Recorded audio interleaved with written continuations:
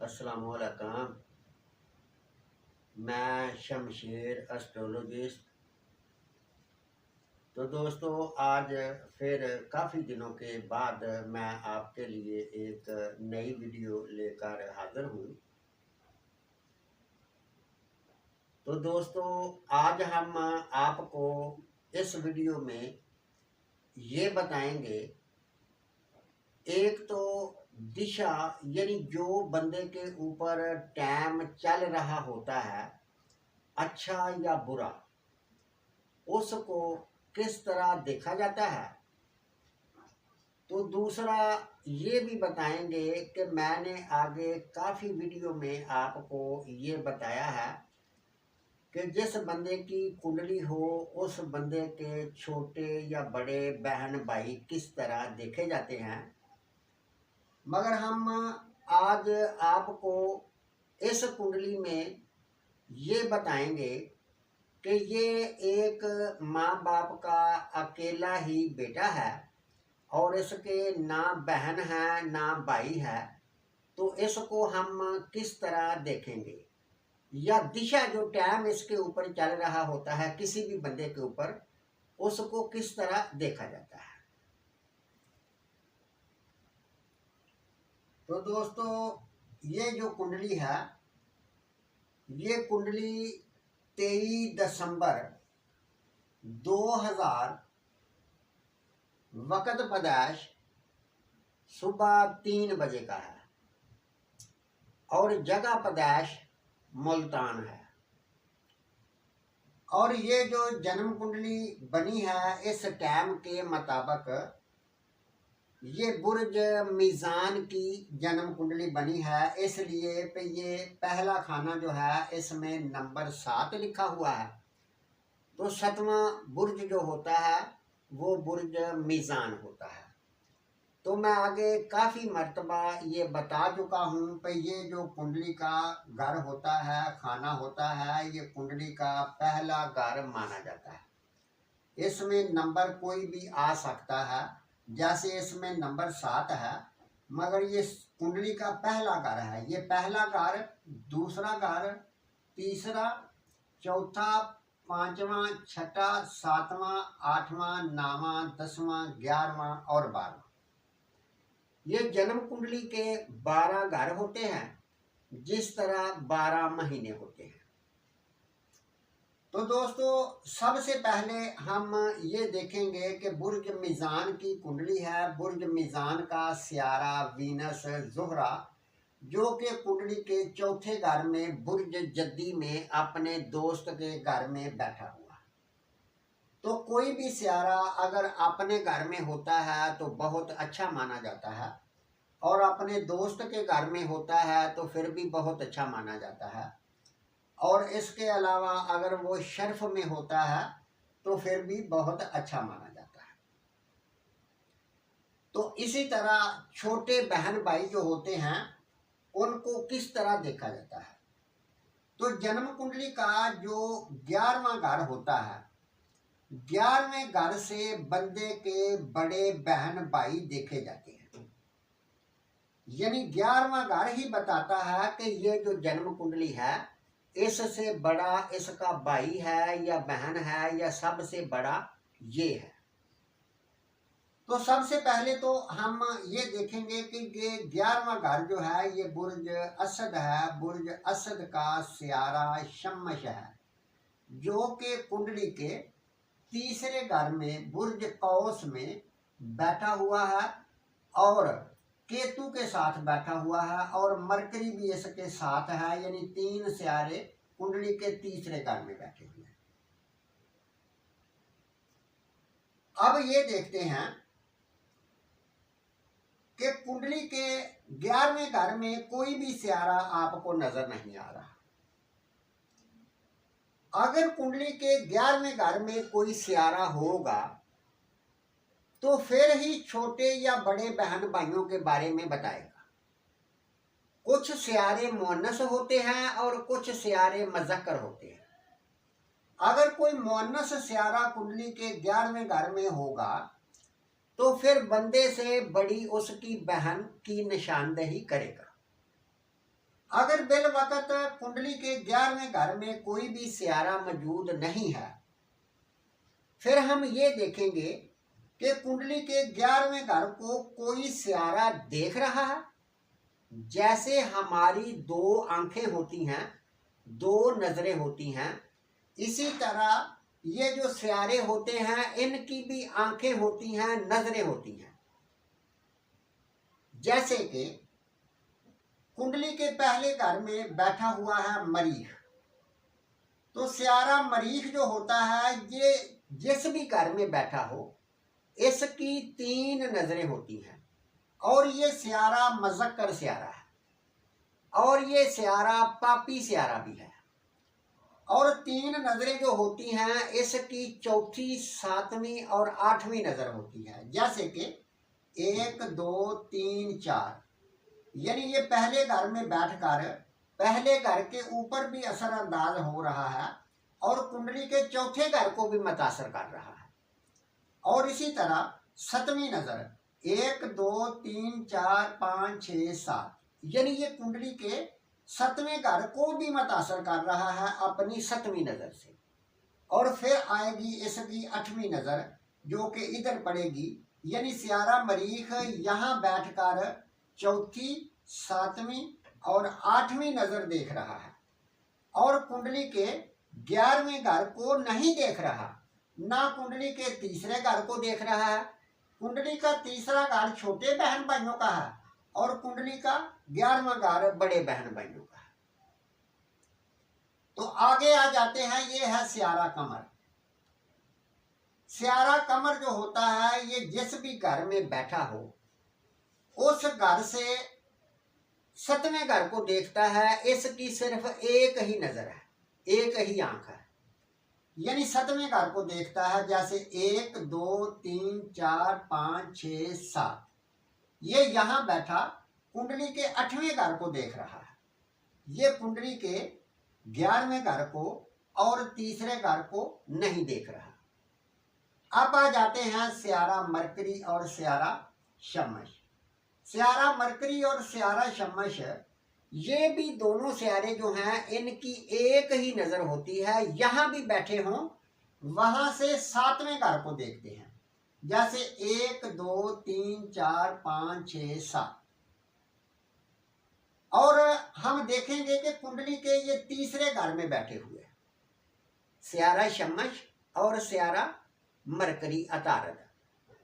Sierra अतारद जो होता है ना, ये सियारा ना मुअन्नस है और ना ही मज़क्कर है। और अगर ये किसी अच्छे सियारे के साथ बैठा हो तो अच्छा रिजल्ट देता है, अगर किसी बुरे सियारे के साथ बैठा हो तो ये बुरा रिजल्ट देता है। तो सियारा मरकरी जो है ये शमश भी पापी है और केतु भी पापी है, दो पापी सियारों के साथ बैठा हुआ है और ये भी समझ लो कि पापी हो गया। और जब ये पापी हो गया, मनहूस हो गया, तो फिर ये अपना असर तीसरे घर में यानी मुअन्नस मुज़क्कर का नहीं देगा। अब हम देखते हैं सियारे शमश को। सियारा शमश जो होता है ना, ये सियारा मुज़क्कर सियारा है। पर एक बात याद रखना, यानी सियारा शमश अगर कुंडली के तीसरे घर में पाया जाए तो फिर ये समझ लो कि शमश इस बात की निशानदही करता है कि ना इससे कोई बड़ा भाई होगा, ना बहन होगी, ना कोई छोटा भाई होगा। यानी शमश अगर कुंडली के तीसरे घर में आए तो फिर समझ लो कि इस बंदे का कोई और भाई नहीं है, यानी इससे छोटा या बड़ा नहीं है। तो मतलब ये हुआ कि इन दोनों सियारों ने तो इस चीज का अनकार कर दिया, इससे छोटा कोई बहन भाई नहीं है।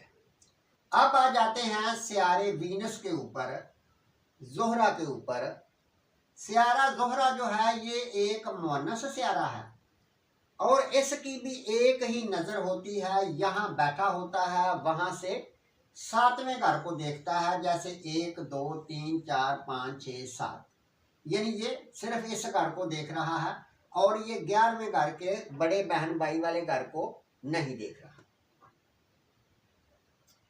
इसके आगे आ जाते हैं तो स्यारा मुश्तरी आ जाएगा। स्यारा मुश्तरी जो है ये एक मजक्कर स्यारा है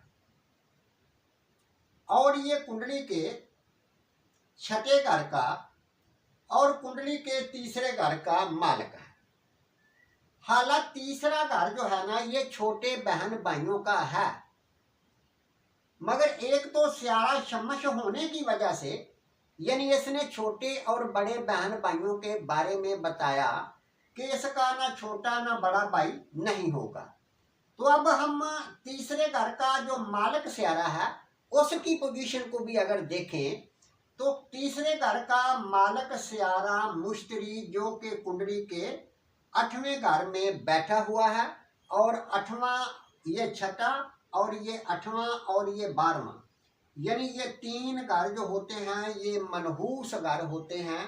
और जो भी स्यारे कुंडली के किसी भी घर के मालिक हों, अगर वो कुंडली के छठे घर में या कुंडली के 8वें घर में आ जाएं या 12वें घर में आ जाएं तो वो स्यारे अपने अच्छे घरों की पोजीशन को भी खराब कर देते हैं।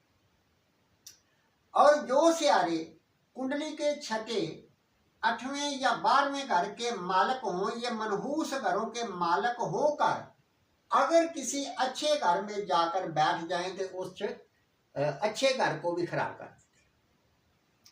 तो स्यारा मुश्तरी जो है इसकी भी 3 नजरें होती हैं। यहाँ भी बैठा हो इस घर में, इस घर में, जिस भी घर में बैठा हो, इसकी 3 नजरें होती हैं, 5वीं 7वीं और 9वीं नजर। जैसे मुश्तरी यहाँ बैठा 1 2 3 4 5 इस घर को देखेगा और फिर 7वीं नजर से इस घर को देखेगा और 9वीं नजर से इस घर को देखेगा। तो इसका मतलब ये हुआ कि स्यारा मुश्तरी ये कुंडली के 11वें घर को भी नहीं देख रहा और स्यारा मुश्तरी अपने तीसरे घर को भी नहीं देख रहा। तो अब हम देखेंगे स्यारे जोहल को। तो स्यारा जोहल जो है ये कुंडली के चौथे घर का और कुंडली के 5वें घर का मालिक होकर कुंडली के 8वें घर में यानी बुरे घर में, खराब घर में बैठा हुआ है। तो स्यारा जोहल जो है इसकी भी 3 नजरें होती हैं। ये एक मुअन्नस स्यारा है और स्यारा जोहल जो है इसकी 3 नजरें हैं। जैसे 1 2 3 यहाँ भी बैठा हो, वहां से 1 2 3 तीसरी नजर यहाँ पड़ी और 7वीं नजर 1 2 3 4 5 6 7 इस घर पर पड़ी और 10वीं नजर कुंडली के 5वें घर पर पड़ी। तो स्यारा जोहल जो है ये ना तो कुंडली के 11वें घर को देख रहा है और ना कुंडली के तीसरे घर को देख रहा है। तो मतलब ये हुआ भाई अगर कुंडली के 11वें घर को कोई स्यारा देख रहा हो या उस घर में बैठा हुआ हो तो फिर वही उसका बड़ा बहन या भाई होगा। जैसे कि कोई अगर मुअन्नस स्यारा देख रहा हो या बैठा हो तो फिर उससे बड़ा उसकी मुअन्नस स्यारा देख रहा हो तो बड़ी बहन होगी। अगर कोई मुज़क्कर स्यारा देख रहा हो तो उसका बड़ा भाई होगा। तो इसी तरह आप ये देख सकते हैं कि बड़ा बहन या भाई। और मैंने फिर बताया है कि स्यारा शमश अगर कुंडली के तीसरे घर में पाया जाए तो ये स्यारा अपने से बड़ा भी जो बच्चा होता है यानी भाई होता है उसको भी मार देता है या होता नहीं है।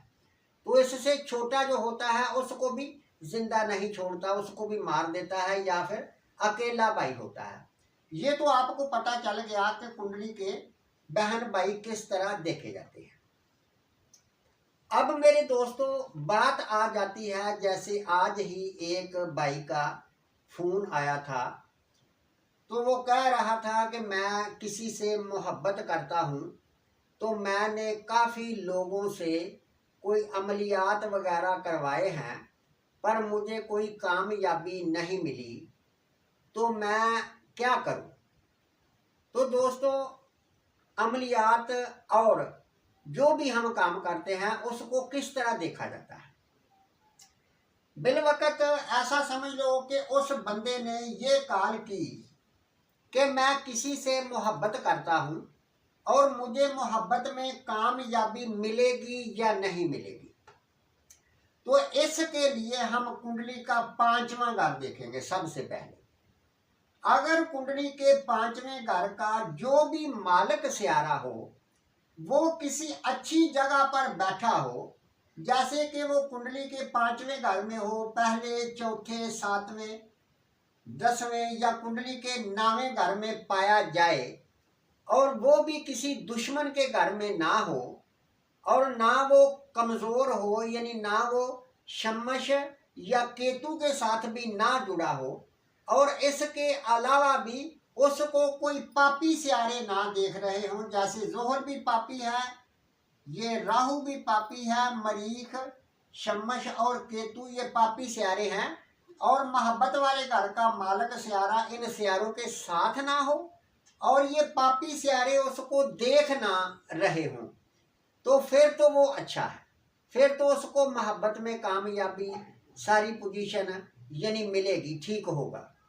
अगर वो स्यारा कुंडली के 6ठे घर में या कुंडली के 8वें घर में, जैसे कि कुंडली के 5वें घर का यानी प्यार मोहब्बत वाला स्यारा कुंडली के 8वें घर में बैठा हुआ है और वो भी 1 डिग्री और 10 दकीके का बैठा हुआ है, यानी जो स्यारा 0 से लेकर 6 डिग्री के अंदर होता है वो स्यारा बाल होता है, जैसे शीर खोर बच्चा होता है, वो कोई फायदा या नुकसान नहीं दे सकता। तो इसके लिए ऐसा देखा कि जैसे कि कुंडली के 5वें घर का मालिक एक तो बिल्कुल शीर खोर बच्चा है यानी डेड है, दूसरा कुंडली के 8वें घर में बैठा हुआ है, तो ये 2 चीजों की निशानदेही करेगा। एक तो ये करेगा कि इसके औलाद की प्रॉब्लम होगी, औलाद का मसला होगा, औलाद का कोई ना कोई मसला जरूर आएगा। दूसरा ये बंदा अपनी मोहब्बत किसी से करता है तो ये जिंदगी में कभी भी कामयाब नहीं हो सकता, क्योंकि उसका स्यारा ही बच्चा है, बाल है और डड है और कुंडली के 8वें घर में बैठा हुआ है। तो ये बात मेरी याद रखना, अगर कुंडली की किसी भी घर की ऐसी पोजीशन होती है तो दुनिया में कोई भी ऐसा अमल, ऐसा जादूगर, ऐसा कोई भी चक्करबाज बंदा कुछ नहीं कर सकता, सिर्फ आपसे पैसे बटोर सकता है। यानी ऐसा नहीं हो सकता कि उसको उसकी मोहब्बत मिल जाए या वो मोहब्बत की शादी करना चाहता है, क्योंकि मोहब्बत वाला स्यारा जो है वो ही खराब है। जब वो स्यारा ही खराब है तो वो जितना मर्जी जोर लगा ले, जितने मर्जी जादू टूने के ऊपर अपने पैसे बर्बाद कर ले, पर उसको उसकी मोहब्बत कभी भी नहीं मिलेगी। दूसरी बात यह है कि ये जो होती है ना, ये दिशा होती है। दिशा हम बोलते हैं दिशा, माँ दिशा, अंतर दिशा, परंतर दिशा, यानी एक टाइम, भाई इसके ऊपर टाइम जो है वो कौन सा चल रहा है। हालांकि कुंडली में कितने स्यारे होते हैं, मगर जिंदगी के ऊपर वही स्यारा असर अंदाज होता है जिस स्यारे का दौर चल रहा होता है। अगर कोई कुंडली में बिल वक्त वीनस पहले घर का मालिक होकर बहुत अच्छी जगह पर बैठा हुआ है, यानी जब इसका दौर आएगा, इसका टाइम आएगा तो उस वक्त जमीन, प्रॉपर्टी, गाड़ी, हर चीज मिलेगी।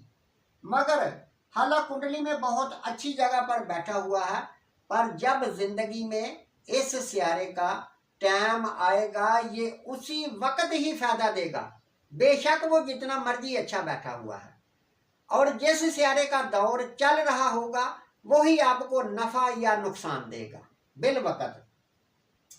ये कुंडली का 9वां घर है। ये कुंडली का 9वां घर बंदे के मजहब से, बंदे के बरूने मुल्क सफर से तल्लक रखता है, और ये कुंडली का 12वां घर है। ये कुंडली का 12वां घर बंदे का खर्च से और ये भी बरूने मुल्क से तल्लक रखता है।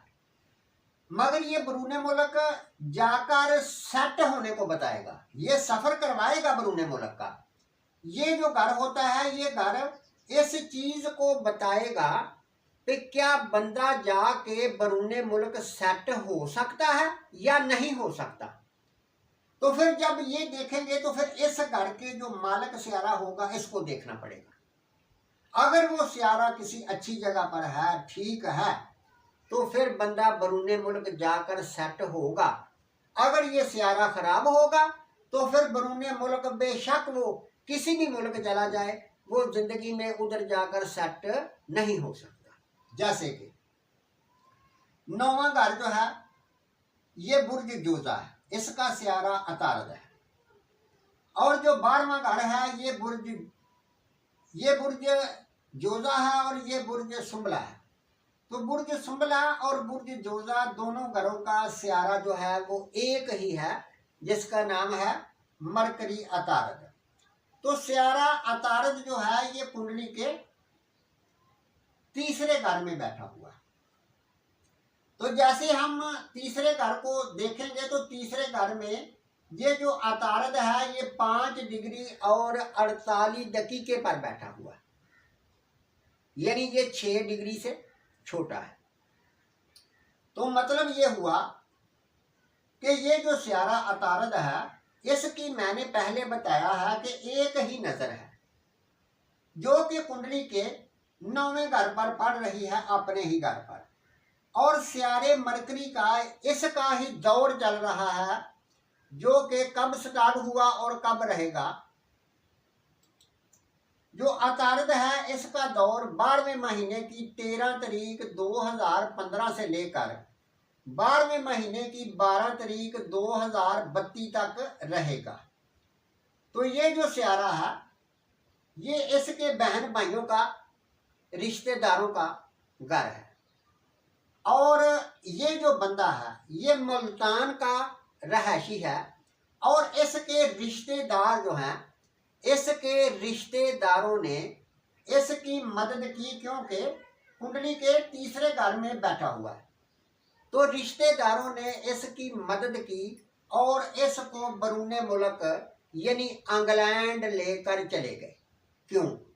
जैसे कि सफर कैसे हुआ? ऐसे सफर हुआ कि जो मरकरी है ये तीसरे घर में रिश्तेदार और इसकी नजर जो पड़ रही है ये पड़ रही है कुंडली के 9वें घर पर। तो 9वां घर बरूने मुल्क सफर का है। तो मरकरी कुंडली के 9वें घर को देख रहा है।